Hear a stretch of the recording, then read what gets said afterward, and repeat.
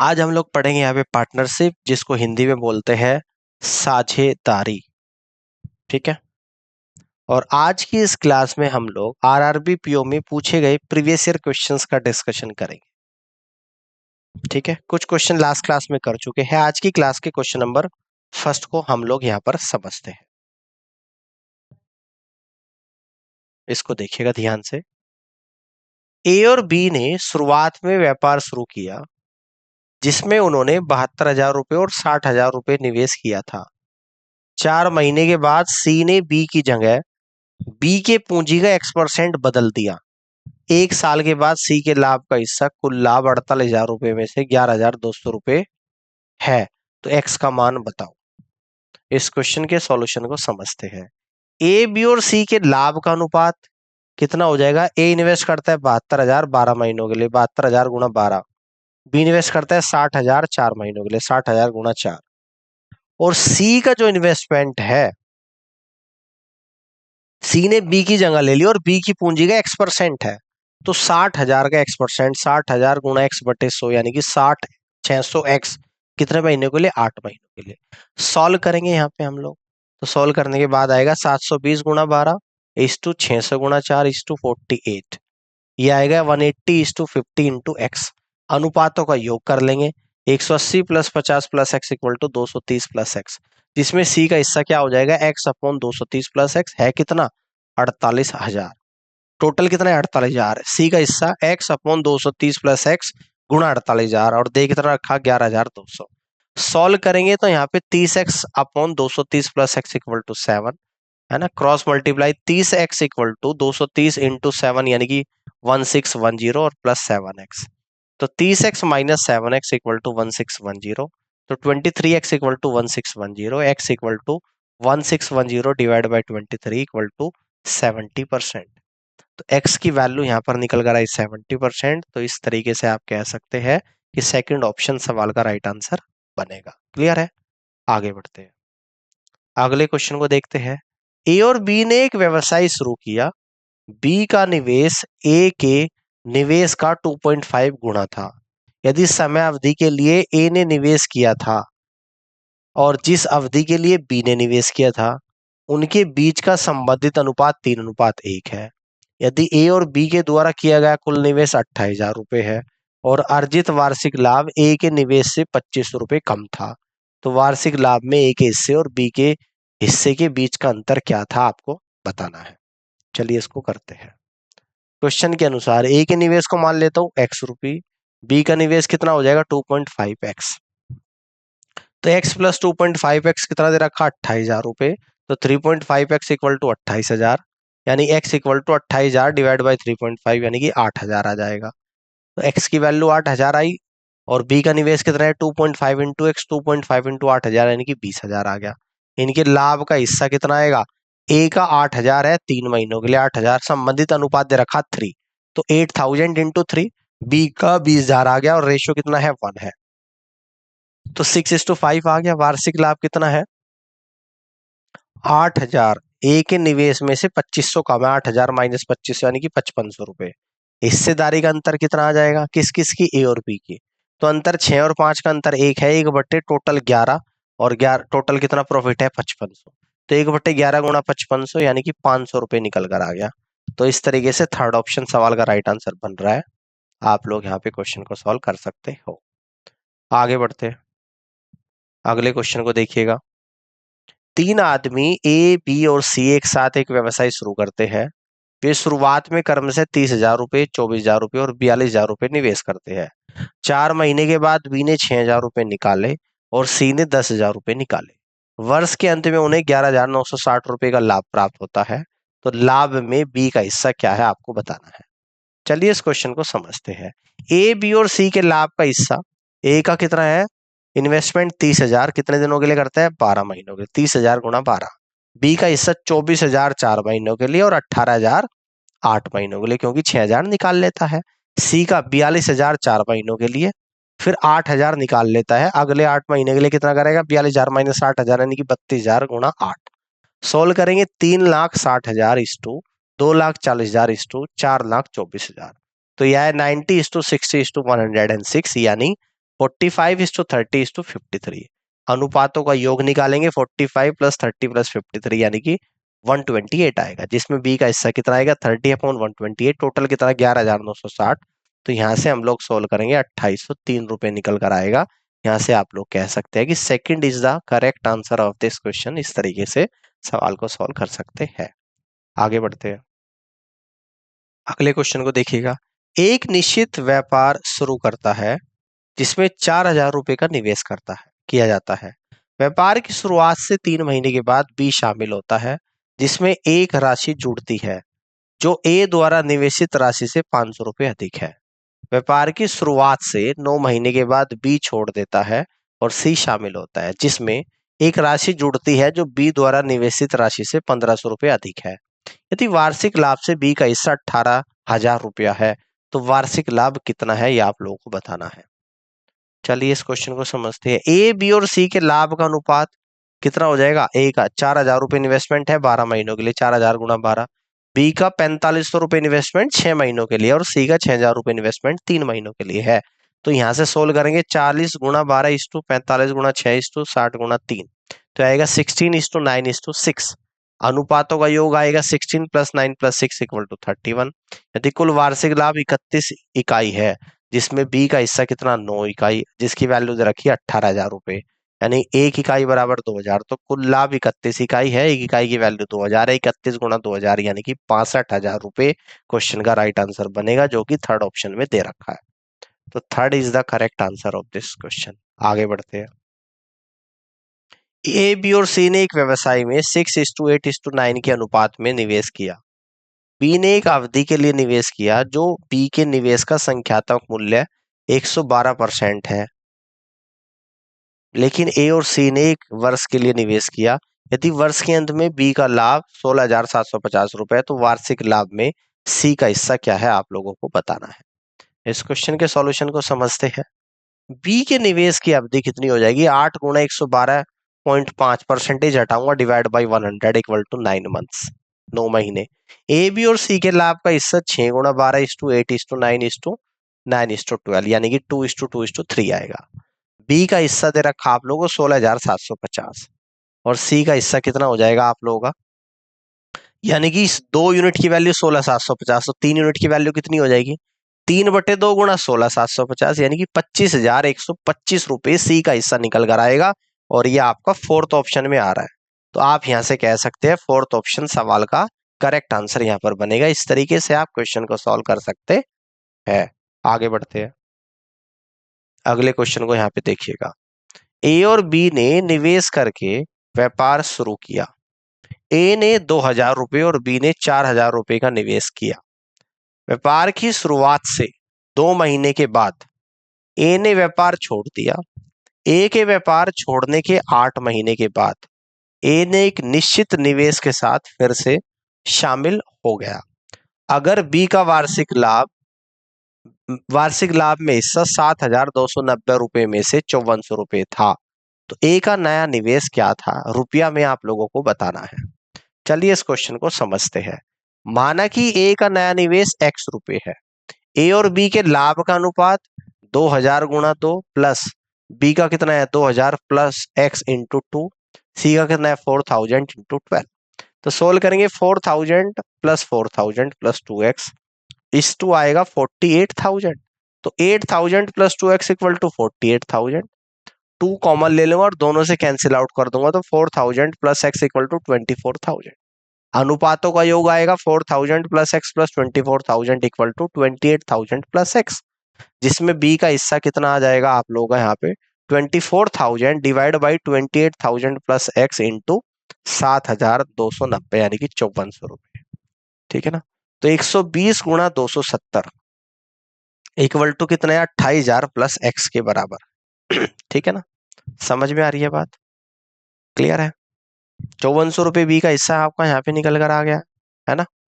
तो 120 गुणा 270 equal to 28,000 plus x आप लोग यहाँ पर आएगा। क्लियर है। देखो यहाँ पर क्या बोल रहा था, ध्यान से इस बात को आप लोगों को समझना है।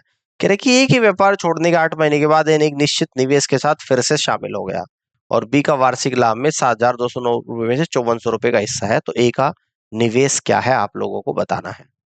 ठीक है, आप देखिएगा तो यहां से एक्स की वैल्यू निकलेगी 32,400 माइनस 28,000 इक्वल टू 4400 रुपए। ठीक है ना, तो ये आप लोग एक्स की वैल्यू ए का इन्वेस्टमेंट कितना है, ये आपका निकल कर आएगा 4400 रुपये, और आप यहां से कह दोगे कि सेकंड ऑप्शन सवाल का करेक्ट आंसर यहां पर बनेगा। इस तरीके से आप यहाँ पे क्वेश्चन को सॉल्व कर सकते हैं। आगे बढ़ते हैं। एक धनराशि का 7400 रुपये 2 योजनाओं में निवेश किया गया। अंशतः योजना ए में 4 वर्षों के लिए और अंशतः योजना बी में 2 वर्षों के लिए। योजना ए ने प्रतिवर्ष 15% ब्याज दिया और योजना बी ने प्रतिवर्ष 10% ब्याज दिया। प्रतिवर्ष गणना किया गया, यदि योजना ए से प्राप्त ब्याज योजना बी से प्राप्त ब्याज से 1200 रुपये अधिक था तो योजना बी में कितनी राशि निवेश की गई, ये आप लोगों को बताना है। क्वेश्चन के सॉल्यूशन को समझते हैं, देखिएगा ध्यान से, बड़े ध्यान से आप लोगों को समझना है यहाँ पे।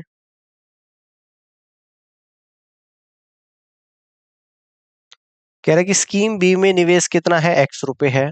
स्कीम ए में निवेश कितना है, 7400 माइनस एक्स है। स्कीम ए से ब्याज कितना मिलेगा, 7400 minus x, principal into time 15 into rate 4 divide by 100, यानी कि 3/5 इंटू 74 माइनस एक्स।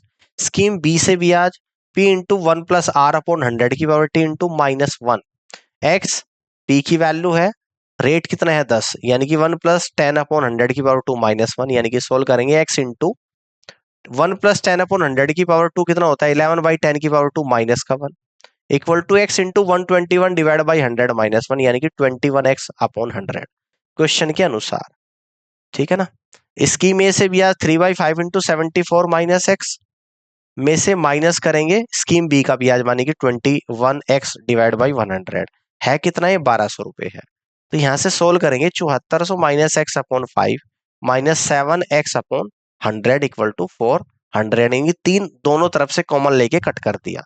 तो एक 1480 minus x/5 minus 7x/100 equal to 400, x/5 plus 7x/100 equal to 1480 minus 400, 20x plus 7x/100 divide by 1080, तो 27x equal to 1080 into 100, x की वैल्यू आएगी 1080 into 100 divide by 27, यानी कि 4000 रुपीज। तो आप यहां से कह दोगे कि फर्स्ट ऑप्शन सवाल का राइट आंसर बनेगा। क्लियर है, आगे बढ़ते हैं।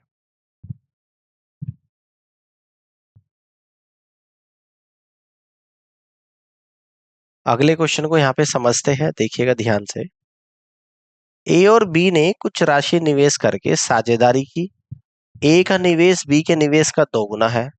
एक अन्य व्यक्ति सी 4 महीने के बाद उनके साथ जुड़ गया। 1 वर्ष के अंत में ए और सी का लाभ बराबर है। ज्ञात कीजिए बी का लाभ हिस्सा सी के लाभ हिस्से का कितना परसेंट है। इस क्वेश्चन के सॉल्यूशन को समझते हैं। बी का निवेश x रुपए मान लेता हूँ, ए का इसका डबल है, यानी कि ए का हो जाएगा 2x। ए और सी की हिस्सेदारी बराबर है, तो सी का निवेश मान लेता हूँ y रुपए, है ना। तो ए का कितना 2x 12 महीनों के लिए, 2x इंटू 12, जिस जो सी के बराबर है। सी का y मानना था कितने महीनों के लिए, 8 महीने के लिए, तो y इंटू 8। तो ऐसे y निकल कर आएगा 2x इंटू 12/8, यानी कि 3x।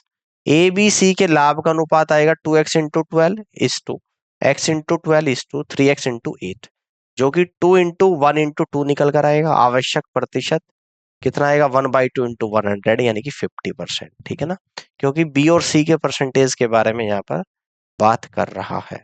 कहता है कि बी का लाभ हिस्सा सी के लाभ हिस्से का कितना परसेंट है। तो सी का 2 है, बी का 1 है, 1/2 गुणा 100, यानी कि 50% है, जो कि फर्स्ट ऑप्शन में दे रखा है। और इस तरीके से आप कह दोगे कि फर्स्ट ऑप्शन सवाल का राइट आंसर बनेगा। आगे बढ़ते हैं, नेक्स्ट क्वेश्चन को यहाँ पे समझते हैं। देखिएगा, 3 साझेदार PQR क्रमश है 30,000 रुपए, 40,000 रुपए और 50,000 रुपए के निवेश के साथ एक व्यवसाय चलाते हैं। पी पूरे वर्ष के लिए काम करता है, क्यू 2 महीनों के बाद व्यवसाय छोड़ देता है, लेकिन 4 महीने के बाद फिर से जुड़ जाता है। ठीक है, लेकिन अपनी प्रारंभिक पूंजी का केवल 3/4 लेकर आर 3 महीने के बाद छोड़ देता है और 5 महीने के बाद फिर से जुड़ जाता है, लेकिन अपनी प्रारंभिक पूंजी का 4/5 लेकर। यदि वर्ष के अंत में कुल लाभ 27,900 रुपए है, तो आर को लाभ में क्यू से कितना अधिक मिला। ठीक है, तो प्रॉफिट यानी कि लाभ क्या होता है, इन्वेस्टमेंट इनटू टाइम। तो मैं यहाँ पे लिख देता हूं पी इन्वेस्ट करता है 30,000 रुपए और पूरे 12 महीने के लिए कर रहा है, ठीक है ना। क्यू जो इन्वेस्ट कर रहा है वो 40,000 रुपए तो कर रहा है पहले 2 महीनों के लिए, फिर 4 महीने गायब रहा। पहले 2 काम करा, 4 गायब रहा, और 1 साल का काम है, तो बाद के 6 महीनों के लिए अपने इस 40,000 का 3/4 भाग करता है। 40,000 का 3/4 यानी कि 30,000।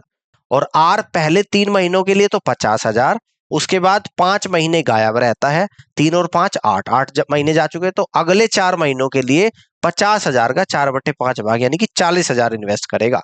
अब मैं आपको समझाता हूं। पी क्यू आर के लाभ का अनुपात, पी 30,000 रुपए पूरे 12 महीनों के लिए, 30,000 गुणा 12। क्यू का जो इन्वेस्टमेंट है शुरू के 2 महीनों के लिए तो 40,000, फिर 4 महीने काम नहीं करता, फिर आखिरी के 6 महीने करेगा। कितना करेगा? पहले वाली इन्वेस्टमेंट का 3/4 भाग, 40,000 का 3/4 भाग यानी कि 30,000।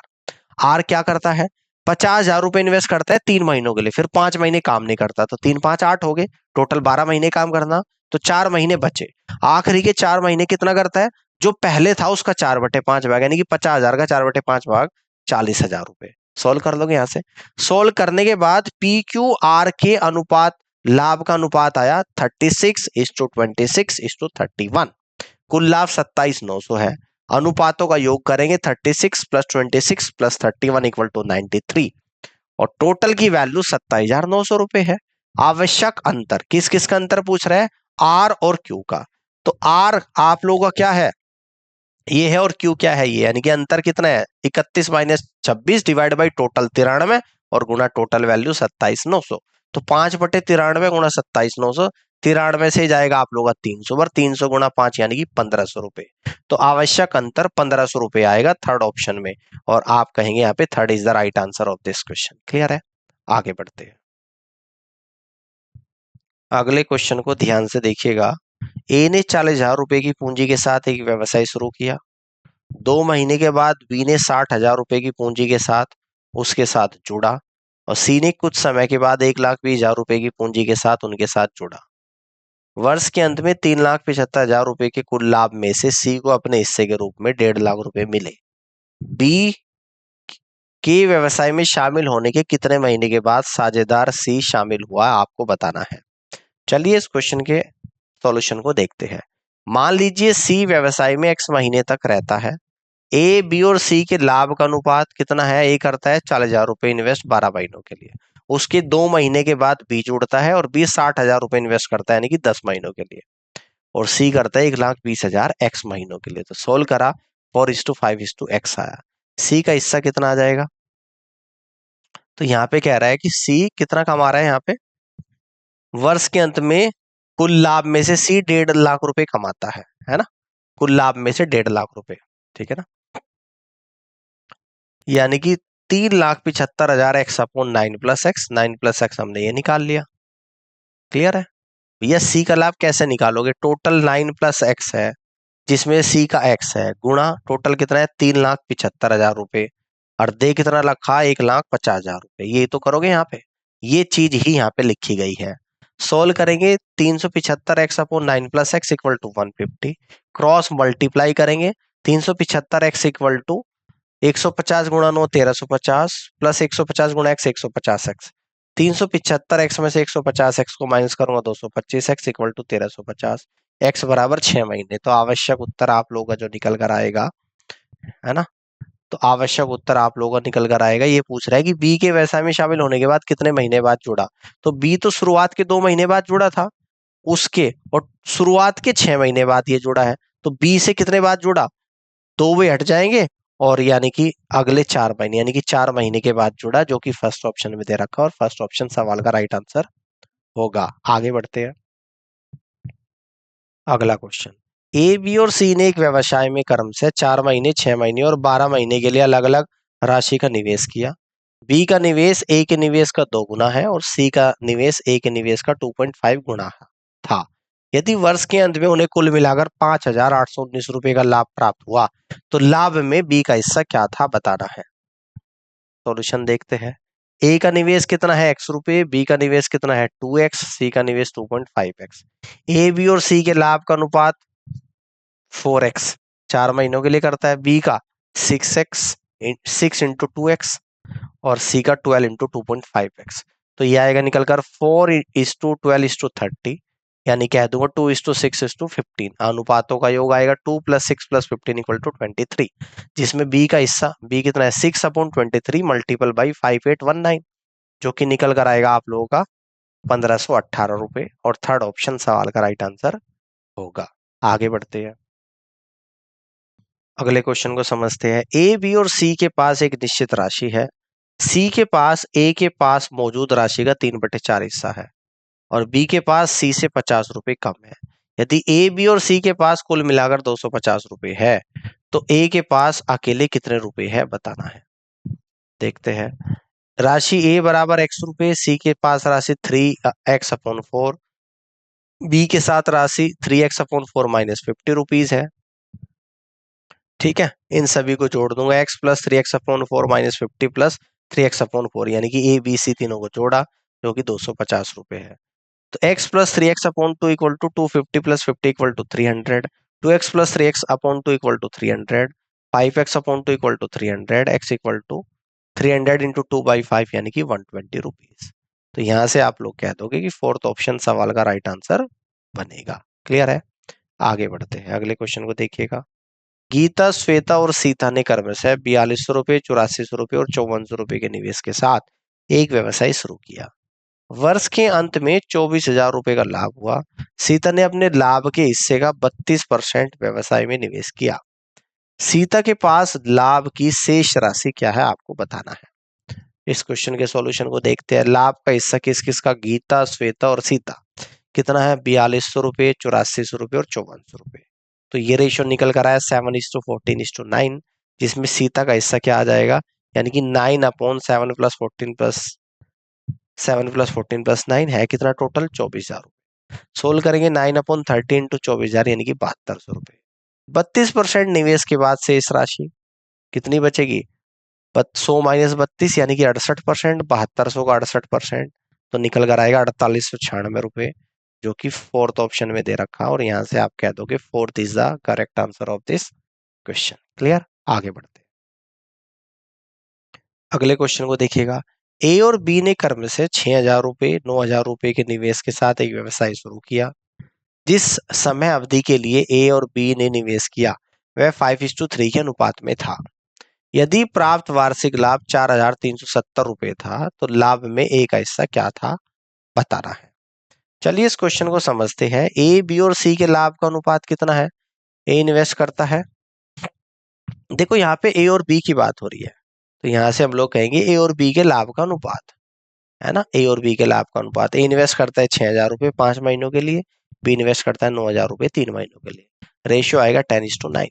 वार्षिक लाभ है 4,370, जिसमें ए का हिस्सा 10/19 × 4,370 = 2,300 रुपीज, यानी आप कह दोगे fourth is the correct answer of this question. Clear?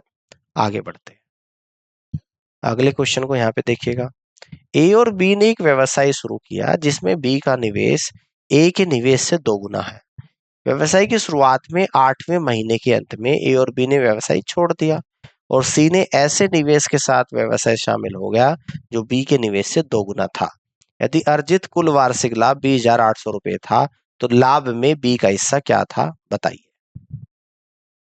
कह रहा है कि ए और बी और सी के लाभ का अनुपात, ए x रुपए लगाता है 8 महीनों के लिए, बी क्या लगाता है x का डबल यानी कि 2x अगले 8 महीनों के लिए, और सी बी का भी डबल, तो बी कितना है 2x, इसका भी डबल लगाता है अगले 4 महीनों के लिए। तो फाइनली ये रेशियो आया 1:2:2। अनुपातों का योग 1 + 2 + 2 यानी कि 5, जिसमें बी का हिस्सा कितना है 2/5 × 20,800 रुपए यानी कि 8,320 रुपए। और यहां से आप लोग कह दोगे कि सेकंड ऑप्शन सवाल का राइट आंसर बनेगा। क्लियर है? आगे बढ़ते हैं, अगले क्वेश्चन को देखिएगा। ए और बी क्रमशः 3,750 रुपए, 4,800 रुपए निवेश करके साझेदारी में प्रवेश करते हैं। 3 महीने के बाद सी 4,500 रुपए के साथ उनके साथ जुड़ जाता है। यदि एक वर्ष की साझेदारी के बाद उनके द्वारा अर्जित कुल लाभ 4,452 रुपए है, तो अकेले बी के द्वारा अर्जित लाभ क्या है बताइए। ए, बी और सी के लाभ का अनुपात, ए करता है 3750 रुपए का इन्वेस्ट 12 महीनों के लिए, बी करता है 4800 रुपए का इन्वेस्टमेंट 12 महीनों के लिए, सी करता है 4500 रुपए का इन्वेस्टमेंट 9 महीनों के लिए। तो यहाँ से रेशियो निकालेंगे 4500:57,600:40,500, जो कि आएगा 450:576:405। इसको सोल्व करेंगे 50:64:45 आएगा। अनुपातों का योग इन सभी को जोड़ दूंगा, 50 + 64 + 45 जो कि 159 होगा। तो जिसमें बी का हिस्सा 64/159 इंटू 4452, ये निकल कर आप लोग आएगा 1792 रुपए, यानी कि थर्ड ऑप्शन सवाल का करेक्ट आंसर बनेगा। क्लियर है? आगे बढ़ते हैं। अगले क्वेश्चन को यहां पर देखिएगा। ए ने 18,000 रुपए के शुरुआती निवेश के साथ एक व्यवसाय शुरू किया। 4 महीने के बाद बी ने 24,000 रुपए के निवेश के साथ साझेदारी में प्रवेश किया। 2 महीने के बाद फिर से सी ने 30,000 रुपए के साथ प्रवेश किया। यदि सी को वर्ष के अंत में 4845 रुपए का लाभ प्राप्त हुआ तो कुल वार्षिक लाभ क्या है, आप लोगों को बताना है। देखिएगा, ए बी सी के लाभ का अनुपात कितना आएगा। ए 18,000 रुपए 12 महीनों के लिए लगाता है, उसके 4 महीने के बाद ए के इन्वेस्ट करने के बाद बी लगाता है 24,000 रुपए, तो बी लगाएगा टोटल 8 महीनों के लिए। बी के इन्वेस्ट और शुरुआत के 6 महीने के बाद, है ना, समझ में आ गई बात। देखो इस बात को समझो। कहता है कि बी ए ने 12,000, बी ने 26,000, सी ने 32,000 रुपए लगाए। 4 महीने के बाद ए ने छोड़ दिया, 6 महीने के बाद बी ने छोड़ दिया, और ये अपने पहले निवेश के बराबर राशि के साथ शामिल हो जाता है। 10 महीने के बाद सी छोड़ देता है।